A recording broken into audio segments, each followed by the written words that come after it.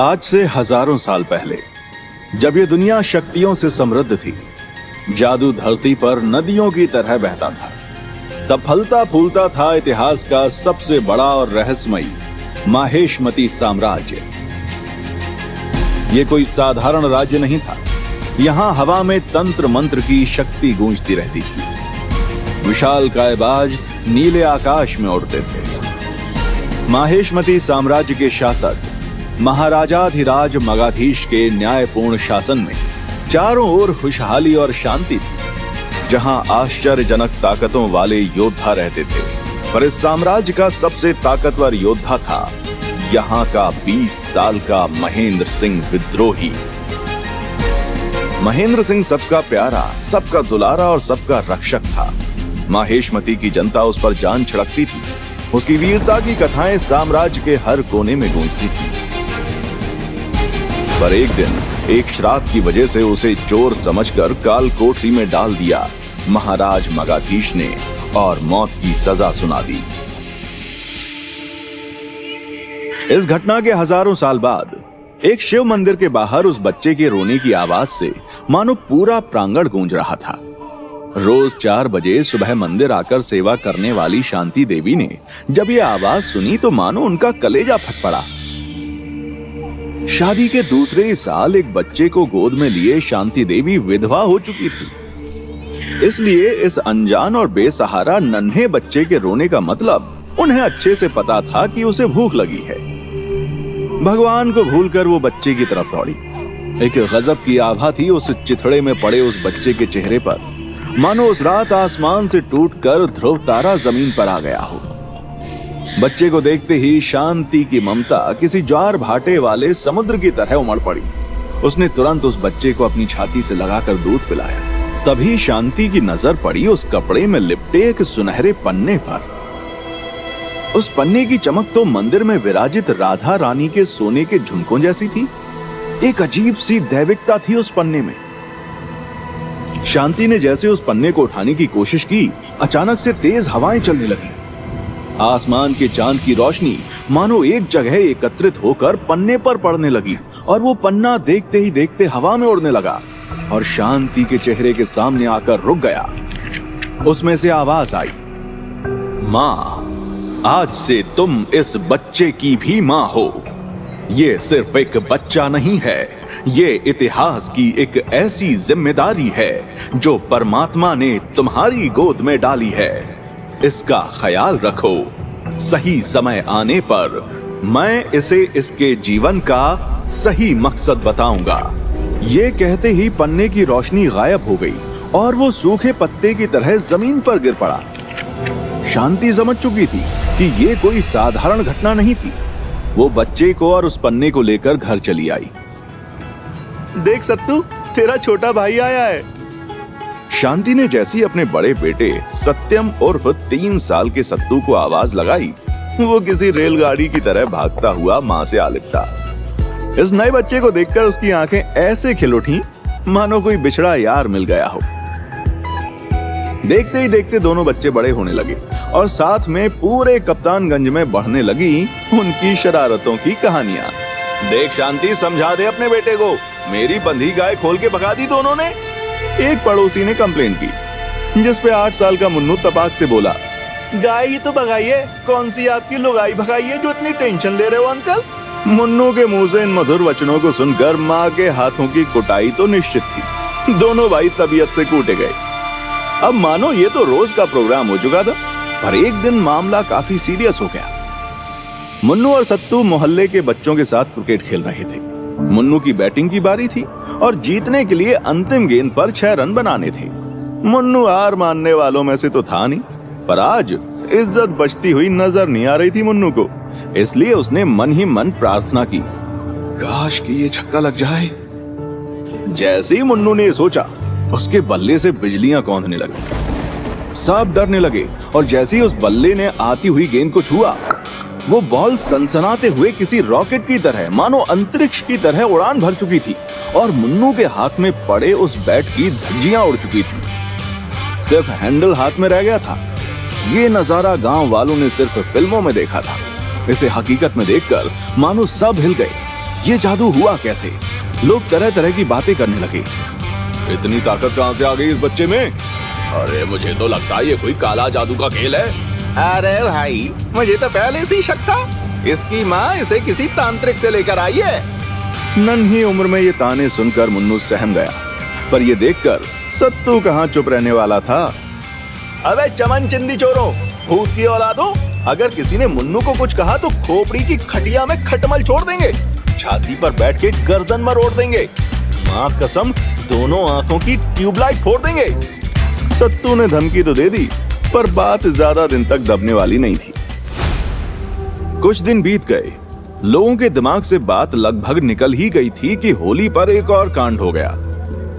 जब मोहल्ले के कुछ बड़े लड़कों ने अपनी धाक दिखाते हुए मुन्नू और सत्तू को नाले में फेंकने की कोशिश की, तो अचानक से मुन्नू में गजब की ताकत आ गई और उसने खुद से 3 फीट बड़े लड़के को ऐसे पटका कि उसकी 14 हड्डियां टूट गई।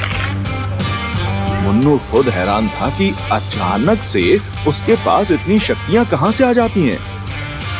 पर इस घटना के बाद धीरे धीरे पूरा मोहल्ला मुन्नू और उसके परिवार पर काला जादू के इल्जाम लगाने लगा, जिससे उसका जीना मुश्किल हो गया और शांति को अपने बेटों को लेकर शहर बदलना पड़ा।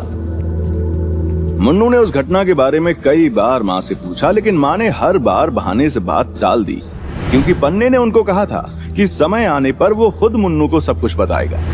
इस जानकारी से अनजान मुन्नू इस जिंदगी और दुनिया को अपना सच मान बैठा था।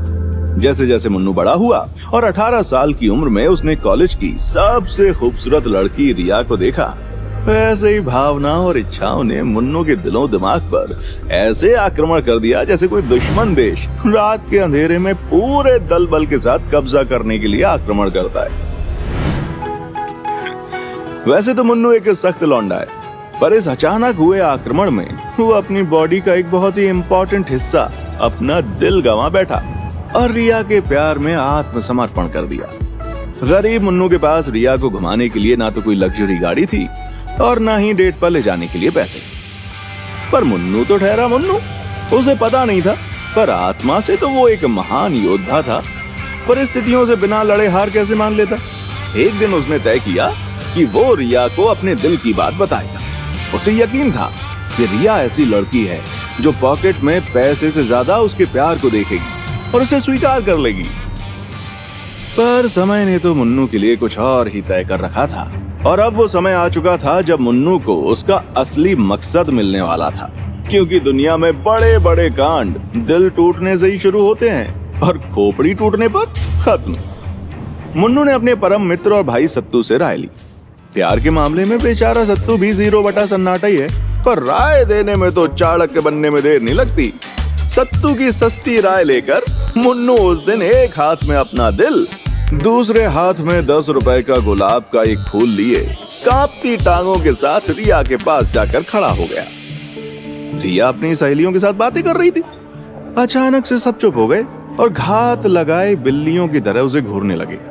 मुन्नू ने इमोशंस को थोड़ा कंट्रोल किया और अपने दिल की बात ऐसे बोली जैसे टीवी पर न्यूज पढ़ी जा रही हो। रिया, तेरे हुस्न पर मैं 2 जहां वार दूं, तू कहे तो 2-4 बंगले और 4-5 कार दूं। एक बार मेरे प्यार को स्वीकार कर ले मेरी जान, तेरे प्यार में पाजी जैसा हैंडपंप उखाड़ दूं। ये सुनते ही सारी लड़कियां हंस पड़ी। मुन्नू ने सुन रखा था कि लड़की हंसी तो फंसी, पर उसे पता नहीं था कि आज वो फंसने वाला है बुरी तरह से।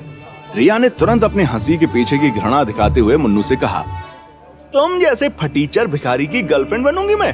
हाँ, रिया मल्होत्रा नाम है मेरा, तुमने सोच भी कैसे लिया ये? रिया की बात सुनकर मुन्नू का चेहरा ऐसे उतर गया जैसे बारिश आने पर सूखते कपड़े उतार लिए जाते हैं। बाकी लड़कियों की कटाक्ष वाली हंसी मानो उसकी आत्मा में सुइयां चुभ हो रही थी। रिया ने इंसल्ट जारी रखी, सुनो ए, तेरी औकात नहीं है साइकिल खरीदने की और तू मेरे लिए 2-4 बंगले और 4-5 कार खरीदेगा? भिखारी कहीं का। मुन्नू शॉक था, उसकी ऐसी बेइज्जती आज तक नहीं हुई थी। तू जानता भी है मेरा बॉयफ्रेंड कौन है? इस शहर के सबसे बड़े बिजनेसमैन सिंघानिया का बेटा, कुणाल सिंघानिया। अगर उसे पता चला ना कि तूने ऐसी वैसी हरकत की है तो वो तुझे जान से मार देगा। तुझे देखकर ऐसा लगता है कि तेरे पास तो कफन तक के पैसे नहीं होंगे। कोई नहीं, भेज देना किसी को मेरे पास। तेरा प्यार होने के नाते मैं तेरे फ्यूनरल में तो हेल्प कर ही सकती हूँ। ये सुनते ही मुन्नू के दिलो दिमाग में मानो परमाणु विस्फोट हो गया हो, जिसकी वजह से उसके सपनों का महल मलबे में तब्दील होकर आंखों से बहने को तैयार है। पर मुन्नू इतना कमजोर नहीं है। वो अपने कंधे पर अपनी इज्जत की लाश को ढोता हुआ रिया को बिना कुछ कहे वहां से चला आया। अबे, गलती तेरी थी। मेरी दी हुई कविता को सही रोमांटिक अंदाज में बोला होता ना तो वो कभी मना नहीं करती। अपने कमरे में बैठे सत्तू ने सांत्वना देते हुए मुन्नू से कहा।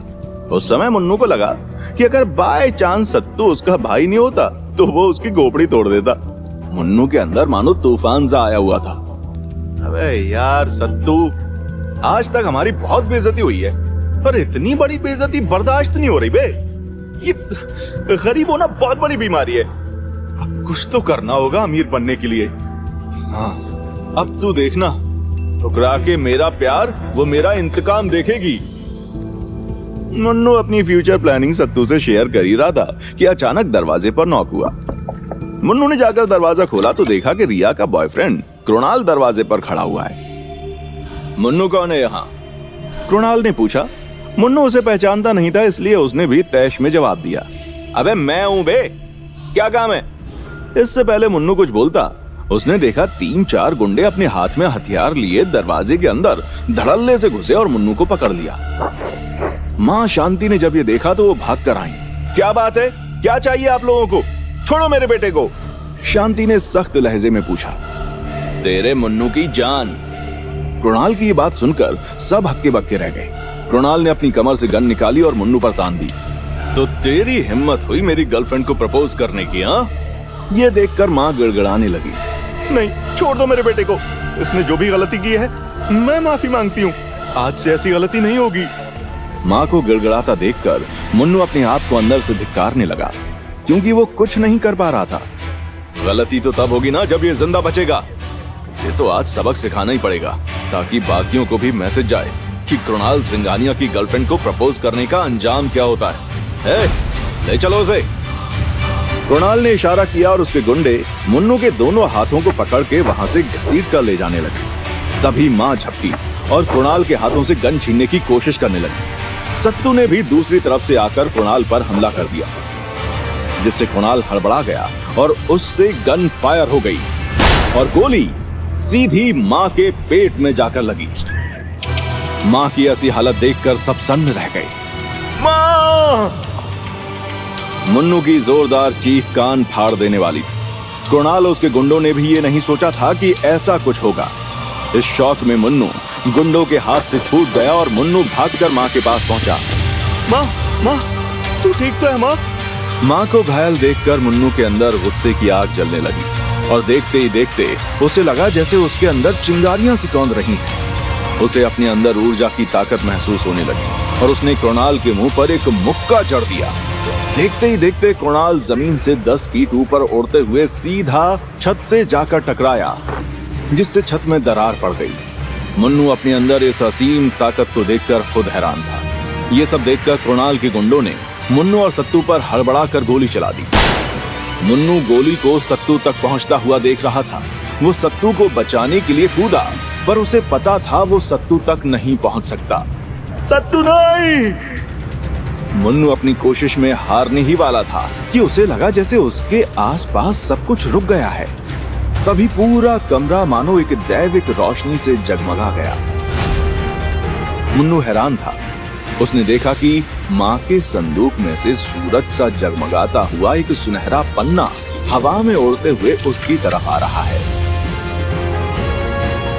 मुन्नू, अब समय आ चुका है। पन्ने से आ रही आवाज सुनकर मुन्नू हैरान हो गया। कौन हो तुम और ये सब क्या हो रहा है? मैं परम वेद का पहला पृष्ठ हूँ और तुम्हें तुम्हारे असली मकसद तक ले जाने के लिए आया हूँ, जिसके लिए तुम्हारा पुनर्जन्म हुआ है। पन्ने की आवाज सुनकर मुन्नू भौचक्का रह गया। अबे क्या पुनर्जन्म? मेरी माँ और भाई खतरे में, मुझे कहीं नहीं जाना, पहले इनको बचाना है। इन्हें बचाने के लिए तुम्हें खुद पर लगा श्राप मिटाना होगा। तुम्हें माहेशमती जाना होगा। बनने की सख्त आवाज सुनकर मुन्नू ने पूछा, मैं उन्हें बचाने के लिए कहीं भी जाने के लिए तैयार हूँ। बोलो कौन सी जगह है माहेशमती? माहेशमती कोई जगह नहीं, ये पूरा संसार है। पर समय में 5432 साल पहले। 5432 साल पहले? ये सुनकर मुन्नू के होश उड़ गए। ये कैसा श्राप है मुन्नू की किस्मत पर जो हजारों साल तक उसे परेशान कर रहा है? क्या मुन्नू अपनी किस्मत के श्राप को खत्म करके अपनी माँ और भाई को बचा पाएगा? क्या मुन्नू माहेशमती वापस जाकर महेंद्र के साथ हुए अन्याय का पता लगा पाएगा? आगे की कहानी जानने के लिए देखिए अगला एपिसोड सिर्फ पॉकेट एफएम के यूट्यूब चैनल पर। और कालवीर या माहेशमती की महागाथा के सारे एपिसोड्स को सुनने के लिए डिस्क्रिप्शन में दी लिंक से डाउनलोड करें पॉकेट एफएम ऐप।